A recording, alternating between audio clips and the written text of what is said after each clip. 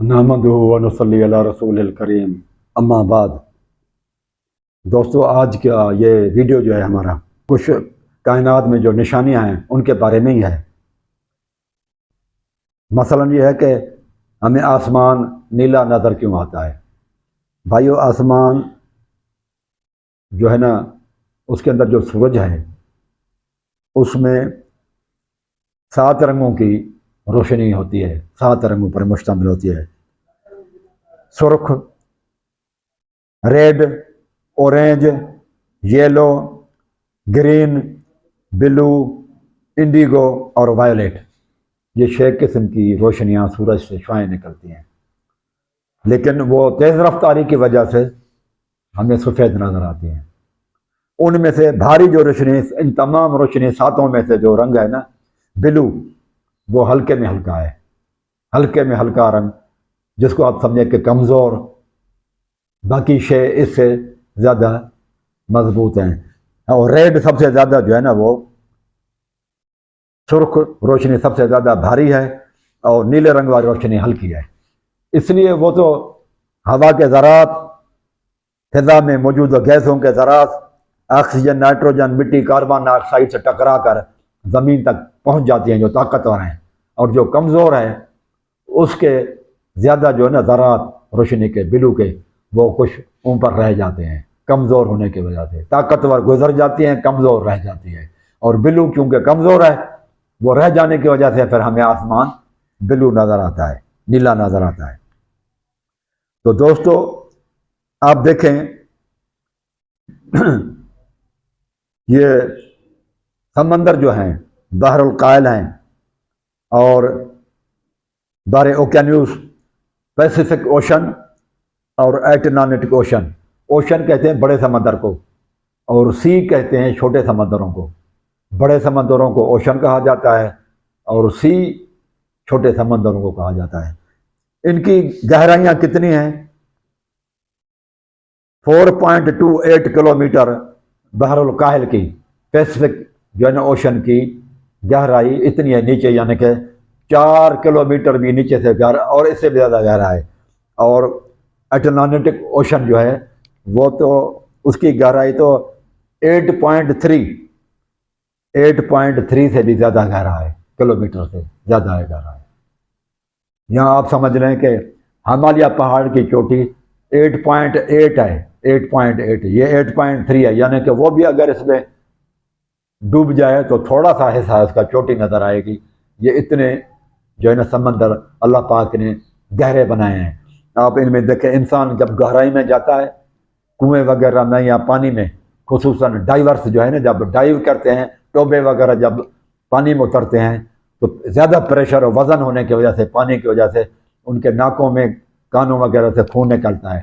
لیکن اللہ تبارک و تعالیٰ کا کرم نوازی دیکھیں کہ مچھلی ہوتی ہے، وہی مچھلی اوپر میں آ جاتی ہے، اور وہی مچھلی نیچے تہہ میں بھی چلی جاتی ہے، لیکن وہ مرتی نہیں ہے، اس کو کوئی نقصان نہیں ہوتا۔ مچھلی کی اللہ تبارک تعالیٰ نے ڈیزائن اس طرح سے بنائی کہ وہ نیچے بھی جائے، اوپر بھی جائے، تو اس کو تکلیف نہیں ہوتی۔ لیکن انسان اگر نیچے جائے تو اس کی جو ہے نا وہ خون نکل آتا ہے زیادہ پریشر کی وجہ سے، بلکہ وہ نیچے اور چلا جائے گا تو مر بھی سکتا ہے۔ دوستو، آپ یہ بھی دیکھیں، جب بچہ ماں کے پیٹ میں ہوتا ہے تو بہت ہی کمزور ہوتا ہے، اور اس کی غذا کیا ہوتی ہے؟ ماں کا خون۔ وہ ناڑے سے جو ہے نا، ناڑے کے تھرو ماں کا خون بچے کے جاتا ہے پیٹ میں، اور وہ پورے جسم میں وہ خون پھیلتا ہے، وہی غذا، اور آگے وہ آہستہ آہستہ اس کا جسم مضبوط ہوتا جاتا ہے۔ جب وہ اللہ تبارک تعالیٰ دیکھتا ہے کہ اب اس کا جسم باہر مقابلہ کر سکے گا ہوا کا، روشنی کا، اور اس کی آنکھیں وغیرہ بھی مدھم نہیں ہوں گی، کچھ برداشت کر سکے گی دن کی روشنی کو، تو اس کی ماں کو درد ہونا شروع ہو جاتا ہے، اور بچہ باہر آ جاتا ہے۔ پہلے بچے کی غذا تو خون تھی نا، اب وہ اس کا عادی ہو چکا ہے ایک ٹیسٹ پہ، اس کے عادت ہو چکی ہے خون والی ٹیسٹ پہ۔ لیکن یہاں پر آپ دیکھیں کہ وہ ناڑا 3 دن کے بعد کاٹا جاتا ہے، جب خشک ہو جاتا ہے تو کاٹ دیا جاتا ہے۔ پھر وہ بچہ جو ہے نا ماں کے پستانوں کی طرف چمٹ جاتا ہے اور وہ اس کا ٹیسٹ اور ہے، ذائقہ ہی اور ہے، وہ دودھ ہے ماں کا، پہلے خون کا ذائقہ تھا، اس کے بعد ایک دم وہ چمٹ جاتا ہے۔ اس لیے اللہ تعالیٰ نے اس کو منہ سے غذا نہیں دی کہ اگر اس کو ایک ٹیسٹ اور ذائقہ آ جائے گا تو پھر ماں کا دودھ کی ٹیسٹ تو اور ہوگی، وہ پھر کیسے پیے گا؟ تو پہلے وہ ناڑے کے تھرو جاتی تھی ناف سے، اور اب وہ منہ سے لینا شروع کر دیتا ہے، کیونکہ اس کو منہ سے وہ محسوس نہیں کر سکتا تھا کہ اس کی ٹیسٹ کس طرح سے ہے، اس کا ذائقہ، رنگ، بو تبدیل ہو جاتی ہے۔ دودھ کی جو ہے نا وہ ذائقہ، رنگ اور بو اور ہوتی ہے بنسبت خون کے، اس لیے اور وہ ہونٹوں کو حرکت دیتا ہے اور دودھ پستانوں سے لے لیتا ہے۔ اس کو کون سکھاتا ہے اس وقت کہ اپنے ہونٹوں کو حرکت دو اور ماں کے پستانوں کے ساتھ چمٹ کر آپ اس کا دودھ نکالیں، لیں اور پئیں۔ وَهَدَيْنَاهُ النَّجْدَيْنِ، اللہ تبارک تعالیٰ فرماتا ہے ہم ہی اس کو ہدایت دے دیتے ہیں نجدین کی طرف، یہ ابھرے ہوئے جو ہے نا پستانوں کی طرف، ماں کے پستانوں کی طرف بچے کی ہدایت دینے والے ہم ہی ہیں کائنات میں، اور کوئی نہیں ہے۔ اللہ تبارک تعالیٰ فرماتا ہے وَهَدَيْنَاهُ النَّجْدَيْنِ، نجد کہتے ہیں کسی علاقے کو جو ابھرا ہوا ہو، کیونکہ ماں کے پستانے شاطئ میں ابھرے ہوئے ہوتے ہیں، اور وہ زمین کا وہ خطہ جو ابھرا ہوا ہو، کچھ اوپر ہو، تو اس کو بھی نجد کہتے ہیں۔ تو یہاں پر نجد سے مراد ماں کے پستان ہیں شاطئ میں، کیونکہ اس کو وہ اللہ تعالیٰ فرماتے ہیں اس کو بھی ہدایت ہم نے دی ہوئی ہے۔ اور اگر بچہ پیدا ہوتے ہی عقل مند ہوتا تو خون کے ذائقے کے بدلے دودھ کا ذائقہ قبول نہ کرتا، اس لیے اللہ تعالیٰ نے بچوں کو پیدائشی طور پر عقل مند نہیں بنایا، کیونکہ وہ پھر اس طرح سے مر جاتا، وہ انکار کر دیتا میں نے پینا ہی نہیں ہے، وہ ذائقہ اور تھا وہی مجھے خوراک بھی دی جائے، تو وہ کہاں سے پھر اس کو خوراک دی جاتی خون کی؟ عقل مند ہوتا تو وہ مر جاتا۔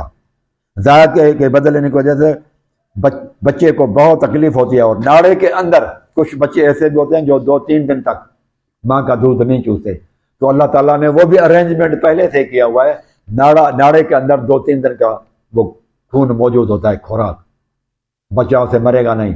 اس لیے ڈاکٹر اس کو کاٹنے نہیں دیتے کہ مبادا بچہ اگر ماں کے پستان کو نہیں چوستا اور دودھ نہیں پیتا تو 2-3 دن کے لیے وہ ناڑے میں جو ہے نا اس کی غذا وہ اس کے پاس جائے گی، وہ مرنے سے اس کو بچائے گی۔ پھر وہ جب بالکل ختم ہو جاتی ہیں تو وہ خشک ہو جاتا ہے 2-3 دن کے بعد جو ہے نا، اور بچہ پھر 2-3 دن کے بعد وہ جو ہے نا وہ ماں کا دودھ لے لیتا ہے، کیونکہ اس کو پھر بھوک کی ضرورت ہے۔ عمر بڑھنے سے پھر ساتھ ساتھ بچے کی جو ہی عمر بڑھتی جاتی ہے تو اس کی سخت ضرورت ہوتی ہے غذا کی، اور اس کا بدن بھی قوی ہو جاتا ہے، تو پھر اللہ تبارک و تعالیٰ اس کے بعد میں دانت نکالتے ہیں، دانت وغیرہ بعد میں نکلتے ہیں اس کے۔ تو بس آج پھر اتنا ہی کچھ ہے کہ جو ہے نا یہ جو آج پھر انشاءاللہ اگلے مرتبہ پھر یہ سلسلہ چلائیں گے۔